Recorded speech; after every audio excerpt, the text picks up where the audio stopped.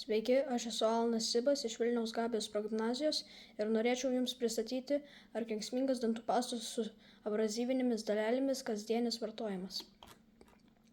Šiame darbe tyrima 5 skirtingų dantų pastų su abrazyvinėmis dalelėmis nitritų ir nitratų kiekio matavimas. Taip pat buvo padaryti dantų pastų preparatai ir žiūrima per šviesinį mikroskopą. Ir išsiaiškinti, ką reiškia RDA. Šis darbas aktualus daugeliui žmonių, įskaitant mane, nes žmonės kiekvieną dieną naudoja dantų pastą porą kartų į dieną. Žmonės turi žinoti, kokios dantų pastos gali būti pavojingos, o kurias saugu naudoti. Šio darbo tikslas buvo išmatuoti nitritų ir nitratų kiekį skirtingose dantų pastose. Buvo išsiaiškinta, kad dantų pasta su kvapiosiomis medžiagomis turėjo daugiausiai nitritų ir nitratų.